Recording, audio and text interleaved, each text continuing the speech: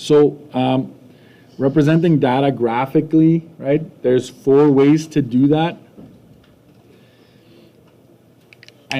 I want you to make sure that before you start doing anything, before you start analyzing, find the MCT, standard deviation, and range. Just go ahead and always find that on the margins. Figure out what that is. Line plots, we've already covered, so check. Like we don't need to, I'm not going to show you that again. Frequency tables, histograms, and frequency polygons, those are the new ones that I'm going to show you. A frequency table, just real quick here on the side.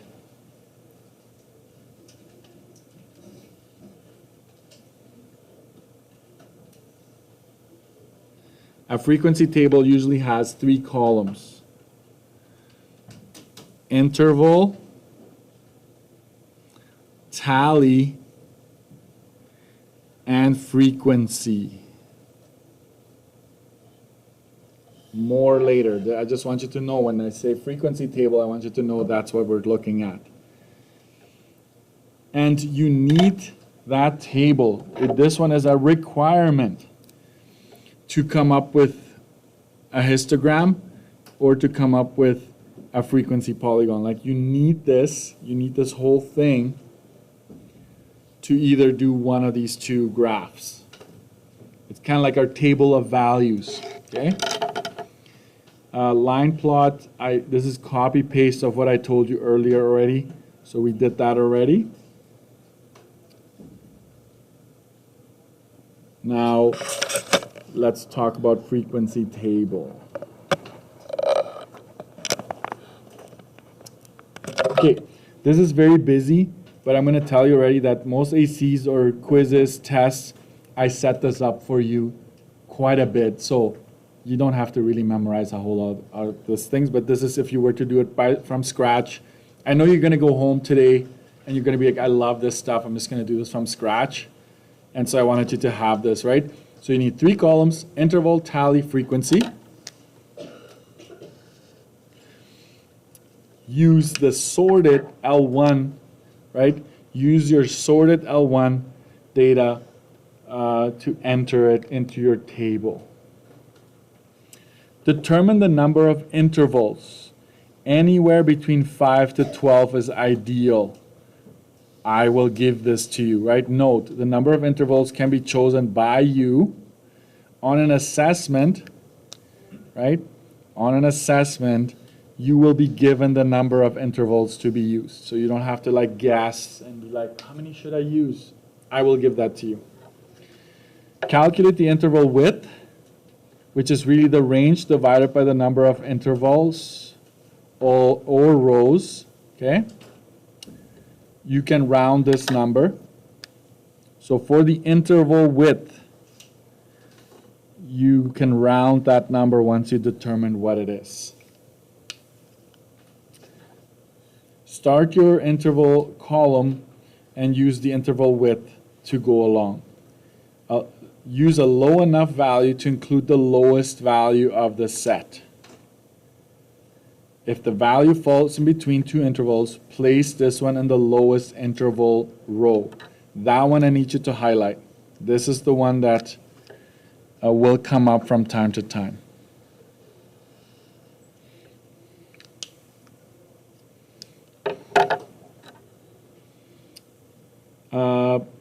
Here we go. This is what a frequency table looks like. And you're like, Mr. Dixon, you just entered this midpoint there. That was not there earlier. I know. Can you for now just almost ignore that column? This is what you're going to normally get. In fact, I'm going to highlight that. Okay. So the frequency table, sometimes it will only have 2 columns, sometimes 3. But if it's 3, we're talking about these ones right here.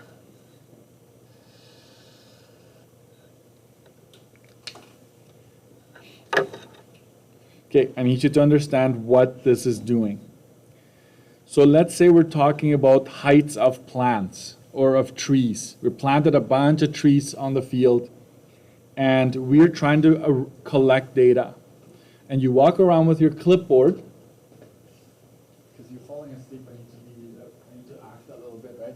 You walk around with your clipboard, and you find a tree that's between 100 and 125 centimeters tall, right? You put a mark down, 1, right? You keep walking, you find another one, you're like, where does this one fall under? Oh, I found a tree between 125 and 150, 1, right? So that's what tally is. It's basically you counting. So in this case, whoever did this data collection found 3 trees that were between 100 and 125 centimeters tall. So that's where we use the frequency column. We actually tell us now we're talking about 3 trees. So if you want to put next to tally, you want to put down count, like that's the running count, go for it, okay? Between 125 and 150 centimeters, we had how many trees? This is hard to see. Do you see this line crossed out? That is a bundle of 5. So technically when we do our tally, we go 1, 2, 3, 4, and when it's 5, we go across, so that's a bundle of 5. So this is 5, 6, 7, 8.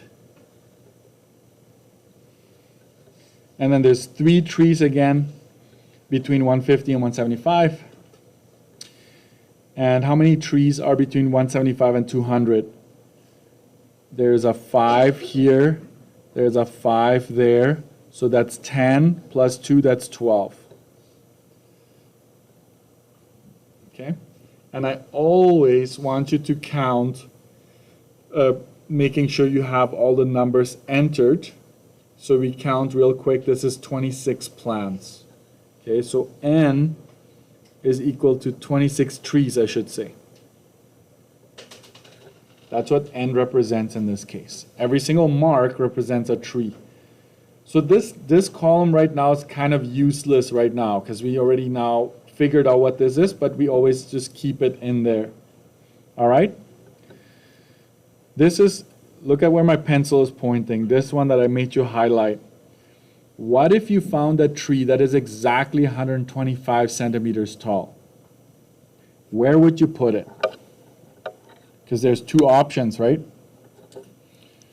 You can put it in here or in there. And the answer is you always go with the lower bracket. You always put it in the lower one. So if you have to pick between, oh, there's 2 125s, always put it in the lower bracket and then you'll be safe. Okay? And if you don't know what I'm talking about, just hold on a little longer. We'll get there. Okay. This is our frequency table. We've got that. Let's go over and graph this now. That frequency table was a bit of a cheat. It's going to be a little bit more work to do. I'll show you that in a bit. Use the frequency table to create a histogram or a frequency polygon. Interval is placed on the x-axis. Frequency is placed on the y-axis. This is probably worth highlighting.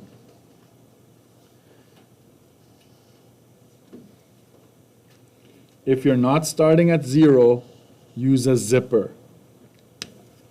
That's what I call it. So every time you're going to graph, the interval is going to go along the x-axis, and the frequency is going to go along the y-axis every single time. Histogram. It's basically creating bars that touch and have the same width. Okay? So if you want to do a histogram, you should see something like this. Okay? But the bars all have to have the same width. Frequency polygon, remember, histogram and polygons, these are both ways of graphing it. Okay? Polygon is you're connecting the midpoints. Connect the midpoints of the intervals with straight lines. It must start and end by touching the x-axis.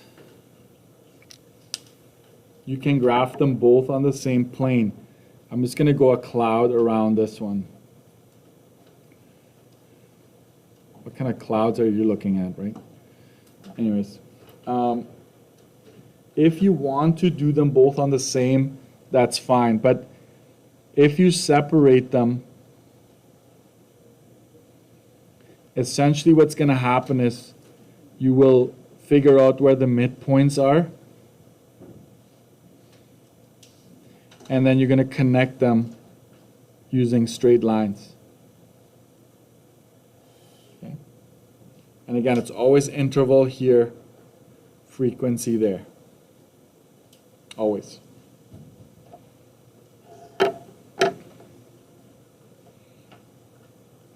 So let's go ahead and do that here.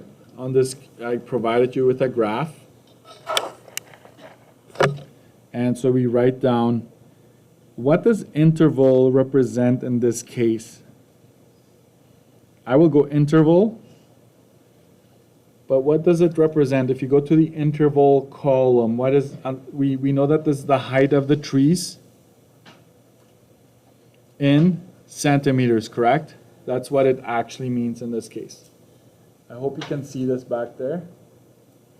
Right? Interval, in my case, is the height in centimeters. And what's the frequency for me here?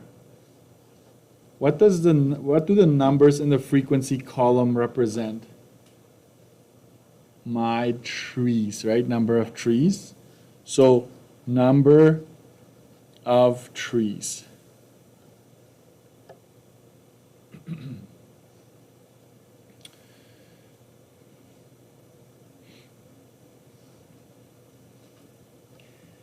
So make sure you get to this point. So now you cannot do this in any other unit, okay? Only in statistics.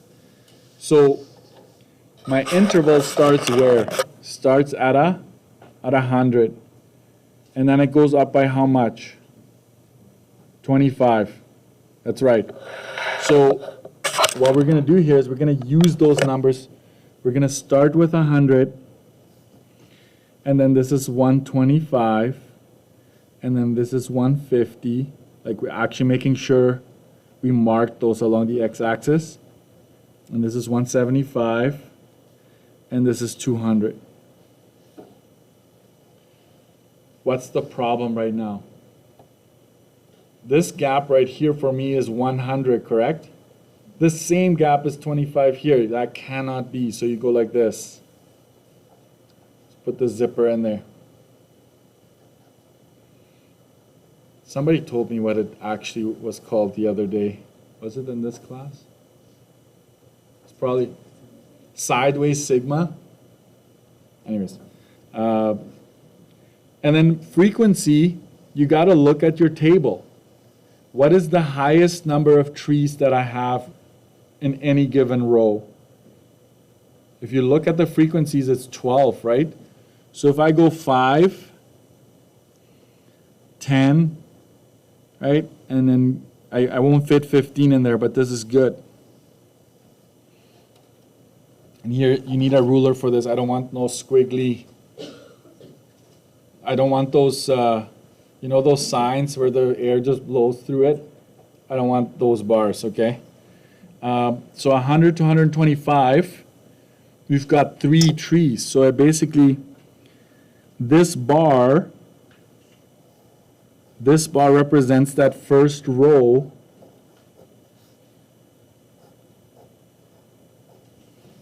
in my table. And I put 3 at the top. Like, that bar represents 3 trees. Then I've got 8. Okay. 8 gets me to here.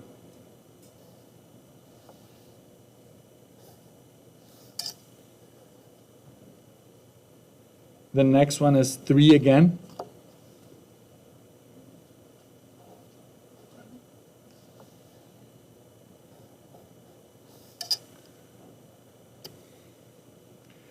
And then it's 12.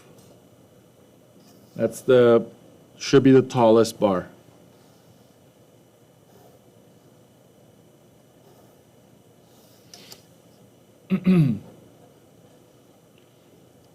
That is our histogram. I don't know why they would call it a histogram, because it sounds like history, but we'll just go with it. I didn't make the name, okay? If you've made your histogram, we can put our frequency polygon right over top of that. But before we do that, I'm going to take you back a page. Okay, so look at how nice this graph is. Nice and straight bars, right? The width of the bars, they're all exactly the same. That's exactly what we want. So let's go back to 15.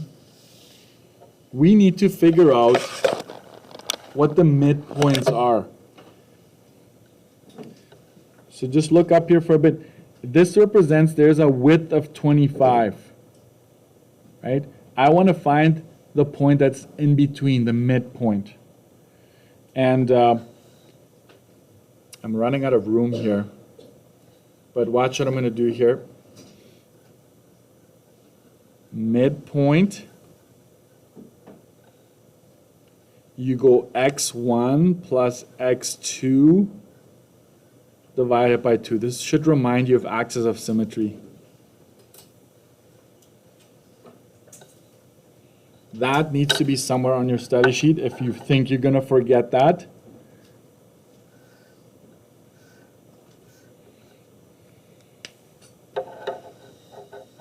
So to figure out the midpoint here, we just go 100 plus 125. Make sure you put that in brackets and then divide it by 2. You would get 112.5. And then you hold it for a bit. You're like, wait a minute, does this kind of fit the narrative? Is that kind of halfway between 100 and 125? It is, right? It is in between. You do it again, 125 plus 150 divided by 2. Add them, hit enter or equal, then divide it by 2. That's 137.5.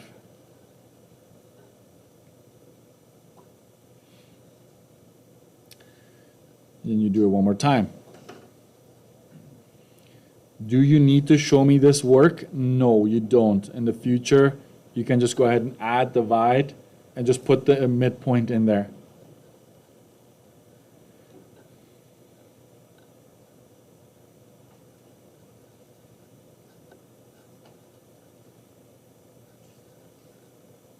Just make sure when you get your answer that it is actually in between the two values you're finding the midpoint for.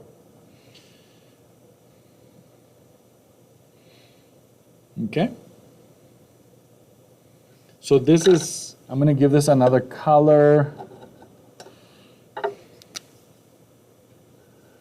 This is kind of like something an aside, right? I just came up with that on afterwards, so you almost had to pretend that it wasn't there at first. But quite often, if I need the midpoints, I'm just going to add a column to the left of this thing and figure out the midpoints right beside it. Okay. It's the point in between. That's what you're finding, a point in between these two numbers. So let's go ahead and find them. Remember these numbers. Yeah, right, you're going to remember. You're just going to look at it. 112.5 is actually, I'm going to use a red pen for this. It's exactly halfway here. So it's there. And it's at a height of 3 because there's 3 trees in this category. Then the next one is 137.5, which is between these two values. It is going to be smack dab in the middle of that interval that I have there. Then I'm going to be right halfway between 150 and 175, which is 162.5. And then I'm going to be right there in between the next bar. That is the midpoint right there. Then you grab a ruler. And what you must do is you must close it touching the x-axis.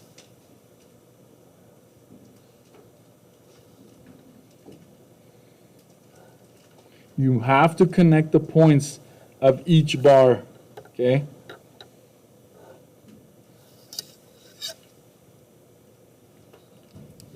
So on the side, if you want to do both, I'm just going to say I have a legend here.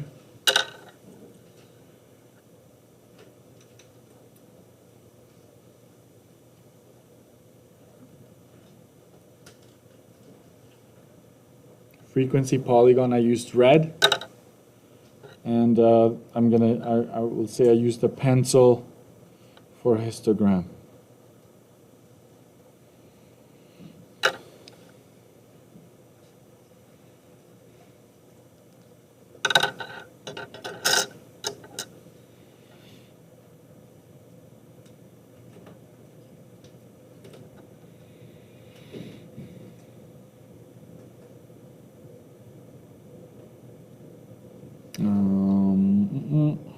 Where are we at? Yeah, I'm going to finish this page, okay?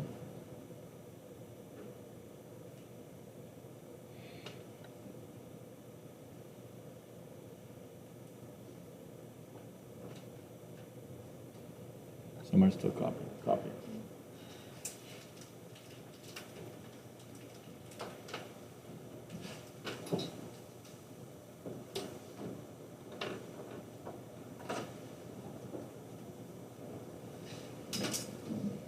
All right.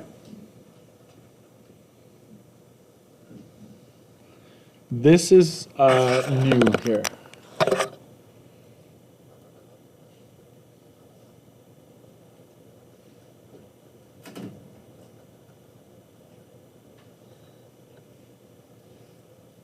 That's art right there in the making. The mean and standard deviation of the data set, okay? So basically mean and standard deviation from table. I like to give you some like subheadings from time to time so that you you know when you flip through your notes. I hope that's still something you do these days. You know what to do. So I know this is a lot of work, but I'm going to ask you to do it anyways. We have 4 columns.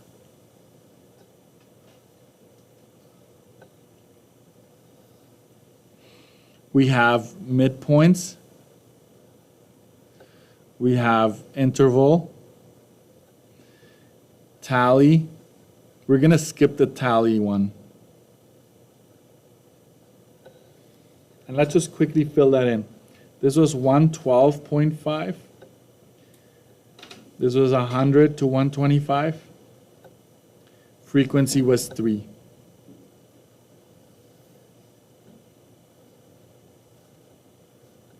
That's the first row. Then the next one was 137.5. That was 125 to 150.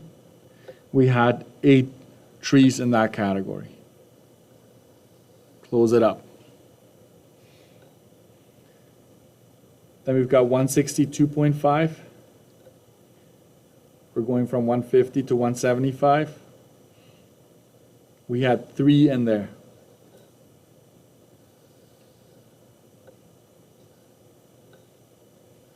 I think this is better doing this separately. I usually go back to the previous page, but then it gets all messy there. And then our last one was 187.5, 175 to 200, and we had 12 trees in that.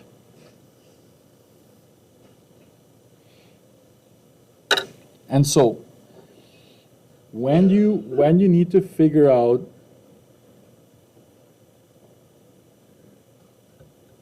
slow down, Mr. Jackson. When you need to figure out the mean and the standard deviation from a table, okay? Remember, most of the time the table will just be like this. Sometimes the tally is missing as well. It's just like that. But if you need to find the mean and standard deviation, you must find the midpoints. You must find them. Okay, so must find this one. Okay? This is a must. Okay? And we put that into L1. And we put the frequency into L2.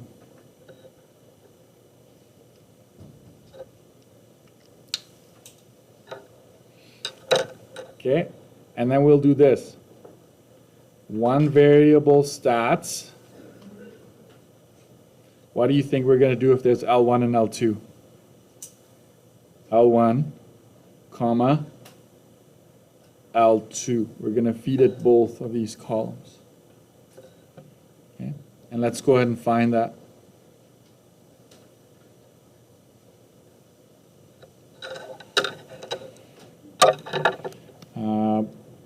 Stat, I need to erase all of my hard work there. That's okay.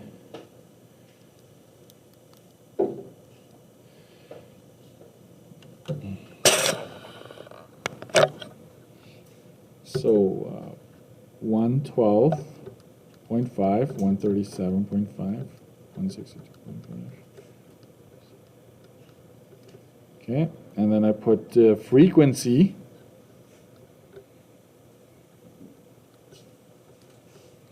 Into L2. Don't sort it. Okay, don't sort any column. Okay, that's very important. Otherwise, they need to be lined up perfectly. So never sort one of these. You go stat, calculate, one variable stat, and then you feed it L1, comma, L2. Enter. What is my mean? The average height of the trees that are in here, 160.58 centimeters. My standard deviation is 27.67 centimeters, so round to 2 decimals, all right? This is the one where you want to check, did I do this right? How many trees did we consider for our mean and standard deviation? 26. And do you see 26 in here? Yes. So that's how you know you did this right. How can this have gone wrong? Some students don't worry about the L2. They just go stat, calculate, one variable stats. They just go L1. It's like, oh, there's my mean, there's my standard deviation. How many trees does it think you have? Only 4. It only thinks that these 4 you've entered are the ones that are to be considered. But if we go L1 and L2, the calculator knows that, oh, there's 3 of these, 3 trees that are about 112.5. There's 8 that are this tall, 3 that are this tall, 12 that are this tall. Okay, so that's what happens when you do L1 and L2. All right. So I'm going to stop here, and I'm going to have to be a bit creative with assigning work. I will just say 17, 18.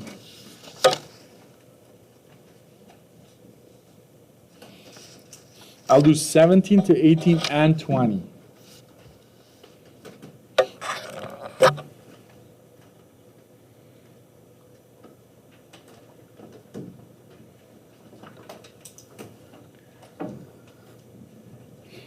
And I'm going to foreshadow. I'm going to tell you, like, what are you going to encounter, and maybe get you already ahead, give you a heads up on that, okay? So once you wrote down the pages, let's go to 17, 18. I'll just lay the groundwork there for you. Yeah, this one, for example. Yikes. So here's what I'm going to do, okay? I'm going to already get you started. You're going to say that you're going to start from 0 and go to 500. Yes. So what is my width? What is my interval width? 500. So what's the next one going to be?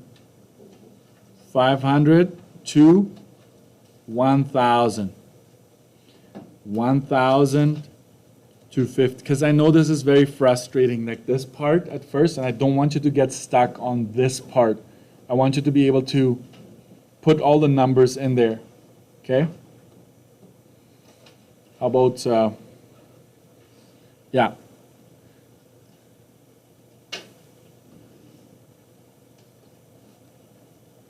Maybe write this down.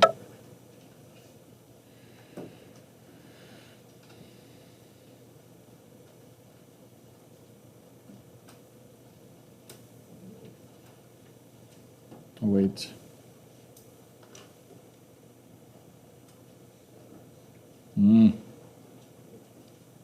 That's what I get for rushing.